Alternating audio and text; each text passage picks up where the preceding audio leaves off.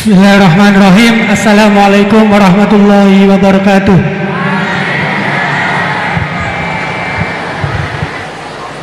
Langsung saja, ngapunten Gus. Di sini ada beberapa pertanyaan yang agak masih grundel di hati gitu. Soalnya belum dapat jawaban. Yang pertama mengenai dari tadi penjelasan dari Gusti Allah menciptakan hamba di dunia ini, ada yang taat dan ada yang suka bermaksiat gitu. Mengenai takdir Allah Subhanahu wa taala, Allah menciptakan hamba-hambanya dengan variasi yang berbeda. Kemudian manusia diciptakan dengan dibekali dengan akal untuk membedakan dari setan dan juga malaikat. Kemudian pertanyaan saya, dulu mana Gus antara takdir yang ditentukan oleh Allah atau pilihan akal kita gitu, begitu intinya. Soalnya kan bukan kalau orang bermaksiat kemudian dulu mana Allah menentukan dia bermaksiat atau akalnya yang memilih untuk bermaksiat. Itu pertanyaan yang pertama. Untuk pertanyaan yang kedua, ngapunten. Untuk pertanyaan yang kedua, intinya kan tadi ijtihad daripada ulama itu menentukan hukum yang berbeda-beda. Terus kemudian kita sebagai yang hanya tabik saja mengikut, itu bolehkah? Kan dari kata guru saya, kalau hukum fikih itu yang ringan-ringan disebarkan nggak apa-apa. Tapi yang berat-berat dipakai sendiri gitu. Tapi biasanya kan kita kebalikan. Yang ringan-ringan soalnya kita tahu ilmunya, kita yang pakai. Terus kalau ada orang yang tanya, biasanya kita yang kasih yang jawaban yang berat-berat daripada hukum fikih. Jadi yang saya tanyakan, kalau berpindah hukum dari awalnya ikut imam ini terus kemudian ikut imam ini, itu bagaimana batasan-batasannya gitu. Syukron. Baik, terima kasih. Niki pertanyaan yang ringkas disampaikan cukup panjang. Niki langsung dipun jawab nopon. Oke, monggo Yai. Ini tadi hoax itu, saya waktunya tinggal 10 menit, enak saja. Tidak, saya nanti langsung itu, mungkin langsung ke Jogja, kan jadwalnya itu saya memang ke Jogja. Baru ini saya ke Jogja naik pesawat gara-gara hormat ke Mas Bubun. Sepanjang hidup saya nggak pernah ke Jogja naik pesawat, baru ini nanti rencananya naik. Karena tak hitung kalau pakai kereta atau bis nggak menangi ngaji di Jogja. Saya jadwalnya ngaji di Jogja nanti jam 4:30. Begini, itu pertanyaannya betul tadi, itu ngawur betul itu. Karena begini ya, masalah qadha qadar itu kan sudah dibicarakan semua ulama di kitab-kitab. Satu, kita ngikuti ahlul hakikah, idza dzukiral qadar famsiku. Kalau qadha qadar sudah dibicarakan famsiku, kamu harus diam di situ. Karena pertanyaannya gini, kalau kamu orang soleh, dan semoga Anda pelatihan jadi orang soleh, itu melihat Allah sudah menentukan semua, itu keren. Saya bangga punya Tuhan yang sudah tahu nasib saya kayak apa nanti. Saya betapa malunya punya Tuhan yang tak takoi, Gusti sebenarnya nasibnya bahagia, mbah roh tapi kiresik. Itu kan ngeri betul. Sehingga kalau kamu soleh itu pokoknya bangga kalau Allah sudah tahu apa yang akan terjadi. Nah, soal kepanikan kita kan kadang, kok nang wis ngerti aku celoko, terus gunanya apa aku sholat? Itu kesalahan kita. Kita kecewa kalau sekarang soleh, kemudian akhirnya tidak soleh dan akhirnya kita masuk neraka. Kekecewaan ini namanya khadun nafsi. Kita hanya mikir diri sendiri. Sebetulnya kalau kita abdan lillah, benar-benar hamba Allah, tetap bangga karena punya Tuhan yang tahu apa yang akan terjadi.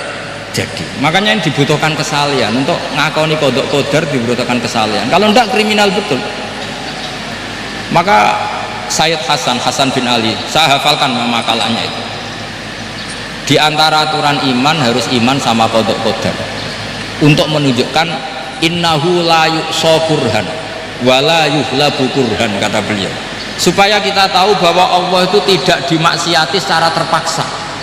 Kamu bisa enggak bayangkan Allah ngeluh gini, sakjane aku rasa seneng maksiat tapi saya bisa berbuat apa? Artinya apa? Kalau maksiat dan keburukan tidak khairihi wa syarrihi minallah, itu Allah kan kurhan.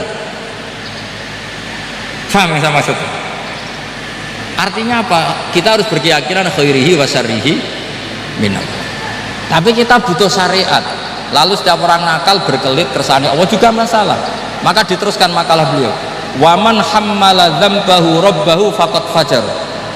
Dan siapa yang menimpakan dosanya atas nama Tuhannya, maka faqad fajar, dia lacut betul. Sing zina kuwe Allah kan gak melok zina, sing maling kuwe Allah ora melok maling, sing beto bak-bak kuwe Allah ora tau beto.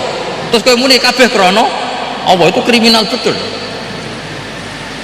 Jadi makanya orang soleh itu harus hafalannya banyak supaya niru-niru orang soleh itu. Ini kan enggak ingin soleh tapi pakai akalnya sendiri, itu bahaya dalam agama, karena agama itu harus ada riwayat. Makanya beliau menyebut 2 kali, siapa yang tidak meyakini khairihi wa syarrihi minallah maka dia faqad kafar, karena seakan-akan di dunia ini waqa'a fi mulkihi ma la yuriduhu. Kalau kamu bilang syar tidak minallah berarti waqa'a fi mulkihi ma la yuriduhu, di kerajaannya terjadi sesuatu di luar kehendaknya. Tapi waman hammala dzambahu rabbahu faqad fajar, orang yang menimpakan dosanya ditimpakan karena Allah maka faqad fajar, dia lacut betul. Allah tidak ikut maling, tidak ikut zina, tidak ikut korupsi kok. Ini kehendakmu ya. Nah, kalau kamu bisa paham itu ya sudah, jadi orang soleh saja. Kalau enggak ya pilih wa amsiku tadi apa, sudah tidak usah dibahas. Jadi saya mohon semua yang dengar ngaji saya ini, yang enggak tobat supaya tobat, yang sudah tobat ditambahi ilmu, karena biasanya tobat itu ya karena tidak ngerti apa-apa, semua mikir. Itu makalnya Sayyid Hasan bin Ali, cucunya Rasulullah SAW, dan itu diamini oleh semua ulama. Saya pernah ditanya seorang rektor, nggak terima dosen, nggak terima mahasiswa, rektor tanya, Gus yang benar itu Jabariyah apa Qadariyah? Jawaban saya lucu, sementing soleh dulu, kalau setelah soleh kamu nggak apa-apa Jabariyah atau Qadariyah. Karena setelah kita soleh, perasaan kita gini, qaddaronillah ala sholat, saya bisa berbuat apa di depan kehendak Allah. Sehingga perasaannya orang soleh ketika mengatakan al-abdu majbur adalah mengatakan la haula wala quwata, asal soleh loh ya, asal soleh. Tapi kalau orang itu tidak soleh, dijawab apa saja ya brengkel loh.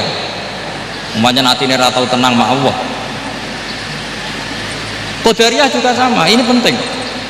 Misalnya ada orang soleh Qadariyah, mesti cara berpikir, oh pangeran adil ya, sing sholat diganjar swarga, sing zina diganjar neraka, sing ora nyolong diganjar swarga, sing nyolong diganjar neraka, kan adil. Mosok sing nyolong dilebokno swarga, sing sholat dilebokno neraka, kan jadi lucu. Artinya ketika dia Qadariyah juga ingin membaca hikmahnya Allah bikin aturan. Asal soleh, sama lagi asal. Jadi orang itu setelah soleh itu bisa improvisasi sendiri. Makanya ini pentingnya ayat innalladzina amanu wa amilus sholihat yahdihim rabbuhum biimanihim. Orang setelah iman nanti akan ditunjukkan oleh imannya untuk mengelola was-wasnya setan. Misalnya saya itu termasuk kiai yang terkenal, kalau diundang susah. Karena saya fanatik fikih, saya punya ibu, saya punya pondok, itu artinya punya kewajiban. Yang bisa mengalahkan kewajiban adalah kewajiban sing akbar, yang lebih besar. Nah ini mau diundang mahasiswa ini kan jelas tidak akbar. Nanti maksudnya tarkul wajib di ajli sunnah, wah kriminal saya. Meleburi bapak meninggalkan wajib demi sunnah. Ya jelas ya, jadi kita harus terlatih dengan bahasanya orang-orang soleh. Kalau tidak masalah besar, masalah qada qadar zaman sahabat itu juga terjadi perdebatan. Terus ada yang cerita, ada riwayat idza dzukira ashabi fa amsiku wa idza dzukiral qadar fa amsiku. Kedua masalah ijtihad fikih, yaitu nggak apa-apa, memang dari awal furu'iyah kan, dari awal furu'iyah. Kalau nuruti ijtihad gini, kalau ada mahasiswa tanya sebaiknya dijawab apa enggak, Mungkin sebagian narasumber sebaiknya dijawab biar marem. Terus sebagian narasumber sebaiknya nggak usah dijawab. Wong mahasiswa ben pinter kok apa-apa takok, gak mandiri. Itu namanya istihad. Jadi kalau furu'iyah itu mungkin sekali.